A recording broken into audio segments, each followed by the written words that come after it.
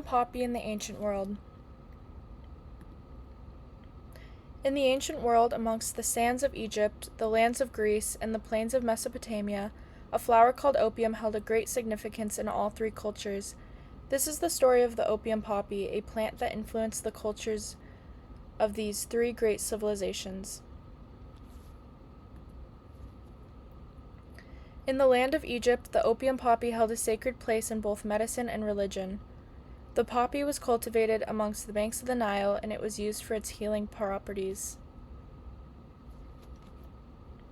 Ancient Egyptian doctors used opium as a pain reliever, and they prescribed it for disorders ranging from headaches to childbirth. Opium's sedative properties made it very useful for inducing sleep and relaxation in patients. It was often given to individuals experiencing anxiety, restlessness, or insomnia. Opium was also utilized in an anesthetic during surgery to help dull sensations of pain and discomfort for patients. The opium poppy's influence extended beyond medicine, as it was also used in religious ceremonies to worship the goddess Hathor, who was associated with healing. In ancient Egyptian mythology, Hathor was described as a nurturing figure who embodied principles of love, joy, and feminine power. The opium poppy, with its relaxing and euphoric properties, was symbolically linked to Hathor. It was believed that the consumption of opium connected you spiritually to Hathor and called her blessings of healing and protection. The primary source that I will be talking about is the Ebers Papyrus. It is an ancient Egyptian medical document dating back to around 1550 BCE. It contains extensive information about medical plants and treatments, including references to opium, although it does not mention opium specifically by name. Instead, it refers to opium as a substance derived from a plant, often described to them as the plant of joy. Opium was used in ancient Egyptian medicine as a pain reliever, sedative, and treatment for various conditions. The Ebers Papyrus contains prescriptions and recipes for medicinal concoctions, many of which involve opium. For example, one section of the papyrus describes treatments for the conditions such as headaches, earaches, and menstrual pains, which often include opium as an ingredient.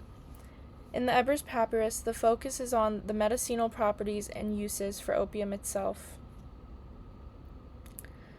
The secondary source that I will be talking about is by Paula Vega, called Opium, Was It Used as a Recreational Drug in Ancient Egypt?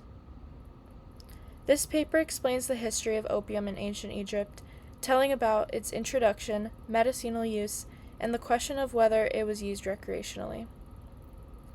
It talks about the cultivation of the opium poppy plant and its purpose in ancient contexts.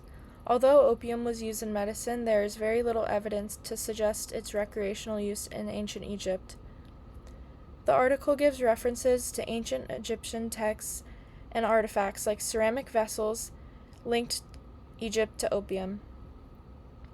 Overall, it concludes that opium was mainly used for medicinal purposes in ancient Egypt, with limited evidence supporting its recreational use. Some ancient Egyptian artifacts, like paintings, display scenarios of opium poppy use and the people involved in their cultivation. These artistic representations give information into the cultural significance and knowledge of the opium poppy in ancient Egypt. In Egyptian art, representations of the opium poppy show how opium was used in ancient Egyptian society.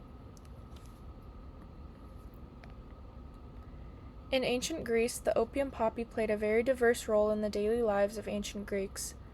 Opium was known by the name Morpheus, which referred to the Greek god of dreams, Morpheus, because of his ability to induce sleep and dreams. In Greek mythology, dreams were seen as messages from the gods, which made opium poppy's role in religion very significant. One of the most interesting uses of the opium poppy in ancient Greece was during the Eleusinian Mysteries, which was a very secret religious festival held to honor Demeter and Persephone. During the festival, Greeks drank a psychoactive beverage known as kykeon, which a lot of historians believe contained opium. This drink induced euphoric experiences and visions, which helped them connect to gods and goddesses.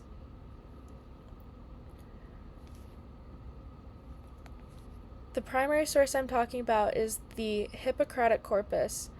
It was a collection of ancient Greek medical texts, which was attributed to the doctor Hippocrates and his followers. This text gives valuable information into the medical practices of ancient Greece.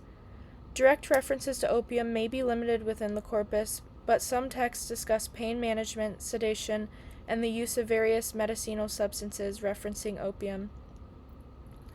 One specific text in the Hippocratic Corpus is Aphorisms. Even though it doesn't specifically mention opium, it contains general principles of medical practices and the importance of understanding a patient's condition and using the correct treatments for their symptoms. This text references the use of various medicinal substances, including opium, for pain relief and sedation.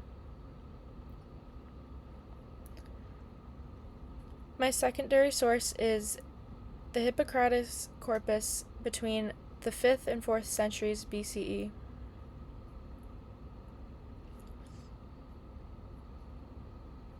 The use of opium poppy in ancient Greece had a widespread use for both religious and medicinal purposes. It talks about the introduction of opium to the Greeks by Egyptians.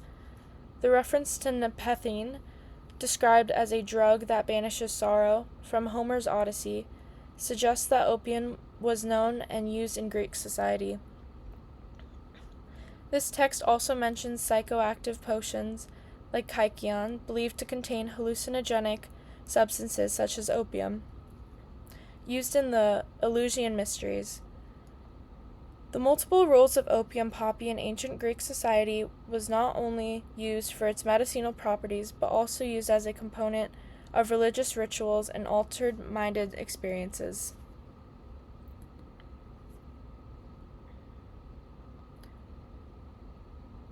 In many Greek stories and writings, there are hints about using drugs like opium. Even though they don't talk about opium directly, these texts give important clues about how opium was used in ancient Greek society. They tell us about how opium had a special meaning and role in their culture. These writings help us understand how people in ancient Greece thought about and used opium. In one story, Helen, the daughter of Zeus, uses a drug in wine to ease the pain of those who drink it. This drug is powerful enough to make people forget their sorrows for a day. Stories like these tell us about how present drugs were in Greek society and how they were consumed. In ancient Mesopotamia, the opium poppy was seen as a symbol of healing and spirituality. It was called Holgil by Mesopotamian people. The poppy was cultivated in the lands between Tigris and the Euphrates rivers. Opium was not only valued for its medicinal properties in Mesopotamia, but also praised for its connection to spiritual practices. The opium poppy played a big role in ancient Mesopotamian culture and was prevalent in the connection between spirituality, healing, and religion. Opium was used by ancient Mesopotamian doctors to treat multiple conditions, including pain, insomnia, and other issues. Ancient Mesopotamian doctors used opium as a versatile remedy for many conditions, from easing pain to addressing insomnia. Opium was utilized for its many therapeutic properties. It was also prescribed in different forms, like potions or ointments. The widespread use of opium was versatile in ancient Mesopotamian medicine and was used to treat a range of health problems.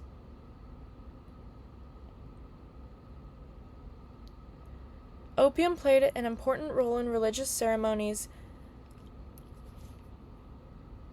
and in ancient Mesopotamian culture, particularly in the worship of the goddess Inanna. She symbolizes love and fertility. Inanna's worship often involved the use of opium to enhance spiritual experiences, and was believed that opium could help people connect with the spiritual realm and enter altered states of consciousness, making deeper connections with the goddesses. The significance of opium as a therapeutic remedy and a drug for spiritual experiences made a profound impact on various aspects of ancient Mesopotamian life, from medicine to religious practices. My primary source is the Diagnostic Handbook written by Babylonian. This primary source directly addresses the use of opium poppy in Mesopotamia and how they are scarce, as much of the information about this period comes from interpretations of ancient texts. Mesopotamian medical texts such as the Diagnostics Handbook were believed to have been written by Babylonian physicians.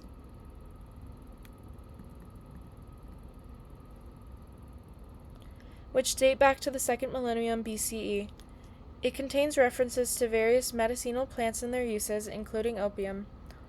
Although we can't be certain of the exact extent of opium use, the presence of opium in the Diagnostics Handbook suggests that ancient Mesopotamians used it for its therapeutic properties and incorporated it into medical practices. My secondary source is by Andrew Lawler. Did ancient Mesopotamians get high? Near Eastern rituals may have been included opium. This article talks about the recent findings in ancient Eastern civilizations. Mesopotamia was once thought to be drug-free, but new evidence suggests that they were involved with the use of psychoactive substances.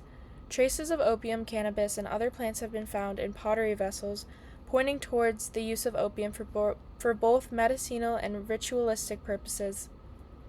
Some paintings can be interpreted as a scene of drug-taking rituals that shows the widespread use of psychoactive substances in Mesopotamian societies and highlights the complex relationship between drugs, healing, and spirituality.